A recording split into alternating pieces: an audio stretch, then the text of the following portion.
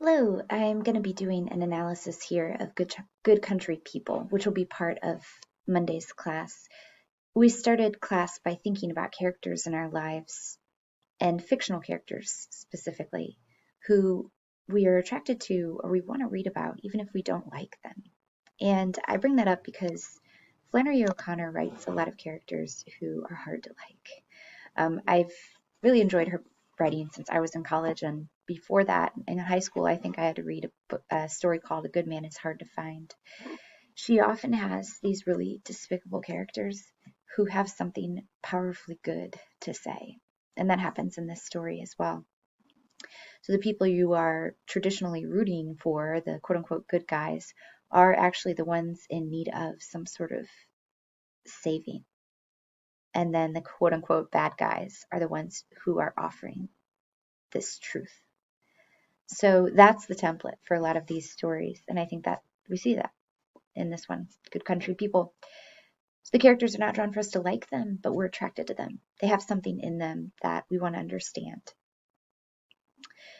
Holga/Joy is going to be probably a fixture of our analysis for a lot of us because she is that character who we want to understand. Flannery O'Connor wrote to her friends about the character after she had made the story. And she said, but for the grace of God, she is who I would have become. So Flannery O'Connor herself is a really religious person, or really, I should say, Catholic person. She's really Christian in her ideology. And so you're going to see some of those important themes coming through these stories as well, which is partly showing up in the language here.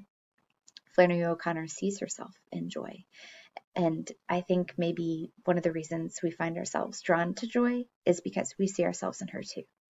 There's something happening with her inner thoughts that sound like they sound like us, a part of us we maybe don't love. So here are the specific standards that the AP Lit test examines. Identify and describe what specific textual details, which always means quotes from the text, textual details, reveal about a character, their perspective, and their motives. And the second is a lot like it with more nuance. So we're going to spend this week thinking about character. We'll dip into studying a little, but it's mostly about character. Today, we're going to look at the three components that we discussed last week to evaluate a character, consider their physicality, their psychology, and their emotionality, what's going on in their emotions. Today, I'm going to add two different characteristics. Perspective, which is shaped by their background, their personality itself, and then the roles they play in their life, their relationships, and motive. Motive is so linked to perspective that they'll always go together. So attempting this with Good Country People, looking at perspective and motive, let us consider a couple of examples together. I wrote, by the way, here under motive, hear motion in the word. Motive is the present driving force, the summation of the perspective. Motive is important because it is what you act on now that needs to be judged. Perspective has a way of excusing a character, but motive cannot fully be excused. Your motive is something you have to stand for. So we're going to see that with a couple of examples here. I'm going to start with Mrs. Hopewell, who I, in the spirit of today, really dislike. She's drawn to be a character that I think we are meant to dislike. She reminds us of people in our lives who've been haughty, judgmental, but like to think of themselves as above the fray, as somehow greater than. She reminds me of like older people in my parents' orbit who I just didn't want to be around when I was a little kid. And I think that's very much who she is in this story. So we're allowed to dislike her and judge her, and a little bit of the whole group discussion is that, but then we're going to try to understand the perspective that she has. So first, this background in history. Mrs. Hopewell needed someone to walk the fields with her. This is why she hired a tenant farmer who she was really interested in who that farmer's wife and family are. It's really, traditional roles. The farmer's going to be a man and he's going to be married to a woman who probably has children. Mrs. Hopewell wants to hire these people, but she needs that family to be somebody and some people that she can be around. She's decided that Mrs. Freeman is that. Mrs. Freeman, she says, is not trash. She's had her experience with trash. She averaged one tenant family a year. So it seems like in her background, there's like a rotating door of people. And she's always looking for someone who she can kind of sync up with. And that seems to inform a lot of what happens in this particular story. Now, personality. A lot of this is self-talk. We're hearing the narrator occupy Mrs. Hopewell's mind when she's giving these personality descriptions of herself. That's important to remember.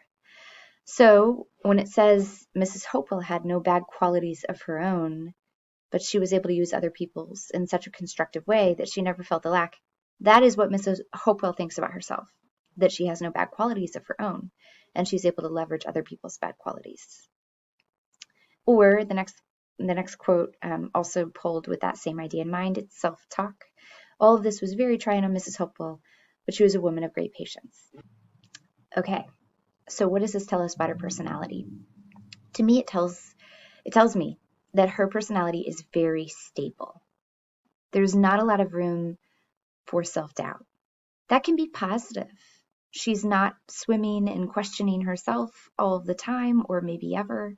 She has a rigid sense of who she is, what she stands for. She has a strong sense of self-worth. She believes herself to have these good qualities that are round and strong and moral. So those stable elements of her personality means she's unlikely to change, take a great deal of trauma to somehow shake her from that stability. And that maybe in her life, among all the people that she's around, she might become a kind of gravity, a gravitational pull for people because she is so steady and stable. And then lastly, relationships and roles they play. So the roles that she seems to find really important, one is that she is Christian. We see that in her interactions with Manly Pointer, the name that he takes, the Bible salesman. And we see that in a couple of quotes here, though we know it's a lot erroneous. When she says that the Bible's at my bedside, quick on the heels of that, she knows, self-talk, this was not the truth. The Bible was in the attic somewhere.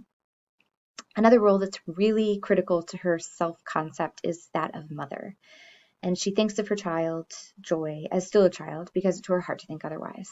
So she's constantly fixated on her daughter, wants to try to improve her daughter. She is identifying partly her own self by her relationship to Joy, which of course is a problem because of the fraught nature of their relationship. And then lastly, she perceives of herself as moral. That's an important role in her life. For all of the people that she's around, she is a moral center in her own self-estimation. Lord, she says to Mrs. Freeman, he just bored me to death, but he was so sincere and genuine, I couldn't be rude to him. So this idea that she's always going to take this moral high ground, that's a role she feels really important to play. So motive. And I've touched on this a little bit. Then what drives her to act? Those things come together and they create this stability of identity. It is critically important to Mrs. Hopewell that her self-identity remains stable because she has polished it up just right. She's collected these wonderful personality traits that she values, that she thinks are good. She has identified roles for herself that are good roles, empirically good, that is moral, Christian, mother. These are roles that she finds to be very important in a universal sense.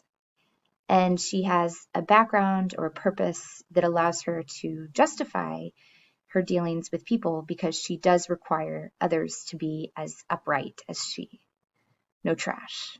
So a stability of identity that simply means nothing in her life needs to change, except, of course, her daughter. Another really nice model I'm pulling is Rachel's.